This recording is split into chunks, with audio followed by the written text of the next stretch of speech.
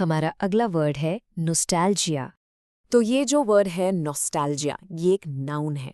Noun मतलब ये किसी चीज, जगह या फिर जैसे यहाँ एक एहसास का नाम है।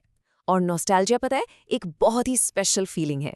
इसका सीधा सा मतलब है बीते हुए पलों की मीठी सी याद, जिसे हम हिंदी में पुरानी यादें कह सकते हैं।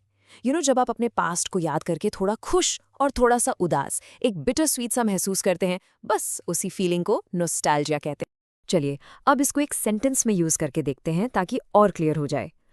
Looking at old family photographs field her with a deep sense of nostalgia. इसका मतलब ये है कि जब उसने पुरानी फैमिली फोटोग्राफ्स देखी तो वो नॉस्टैल्जिया से भर गई। उसे अपने परिवार के साथ बिताए हुए वो पुराने अच्छे दिन याद आ गए और वो पूरी तरह से उन यादों में खो गई। ऐसा आपके साथ भी जरूर होता होगा, है ना? ओके, एक और एग्जाम्पल देखते हैं। The smell of rain on dry earth often triggers a wave of childhood nostalgia for him. यहाँ एक वर्ड है ट्रिगर्स। इसका मतलब है किसी चीज को स्टार्ट कर देना, जैसे कोई बटन दबा दिया हो। तो जब सूखी मिट्टी पर बारिश की वो सौंधी सी खुशबू आती है ना, उससे उसके बचपन की यादें एकदम से ताज़ा हो जाती हैं।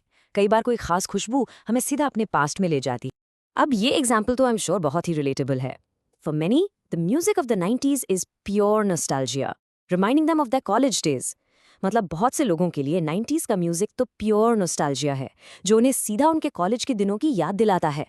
म्यूजिक तो वाकई एक टाइम मशीन जैसा है, जो हमें टाइम ट्रैवल करा के हमारे स्कूल या कॉलेज के दिनों में वापस ले जाता है। और अब देखिए, एक कोट में इसका कितना सुंदर इस्तेमाल हुआ है। डग लार्सन कहते हैं, nostalgia is a file that removes the rough edges from the good old days. कितनी खूबसूरत बात कही है ना। इसका मतलब ये है कि नॉस्टैल्जिया एक फाइल या टूल की तरह है, जो गुड ओल्ड डेज की मुश्किल या बुरी बातों को हटा देता है, स्मूथ कर देता है। और इसीलिए हम अक्सर अपने पास्ट को उससे बेहतर याद करते हैं जैसा वो असल में था, क्योंकि नॉस्टैल्जिया सिर्फ मीठी यादों को ही और चमका देता है। चलिए अब इसके कुछ सिनोनिम्स और एंटोनिम्स भी समझ लेते हैं। सिनोनिम्स यानी समानार्थी शब्द, वो वर्ड्स जिनका मीनिंग काफी सिमिलर होता है। तो नॉस्टैल्जिया के सिनोनिम्स हैं रिमेम्बरेंस, जिसका सीधा सा मतलब है याद। फिर है विस्टफुलनेस, ये वो फीलिंग है जब आप किसी चीज को याद करके थोड़ा सा उदास हो जाते हैं। और फिर लॉन्गिंग, यानी किसी चीज के लिए एक गहरी चाहत। अब आते हैं एंटोनिम्स पर, यानी ऑपोजिट मीनिंग वाले वर्ड्स।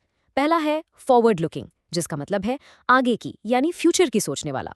दूसरा अनसेंटिमेंटल, यानी जो इंसान ज्यादा इमोशनल या भावुक ना हो। और आखिरी है प्रोस्पेक्टिव, इसका मतलब भी आने वाले कल यानी फ्यूचर से ही जुड़ा है। बस आज के लिए इतना ही, मिलते हैं नेक्स्ट वीडियो में। Happy learning, bye bye.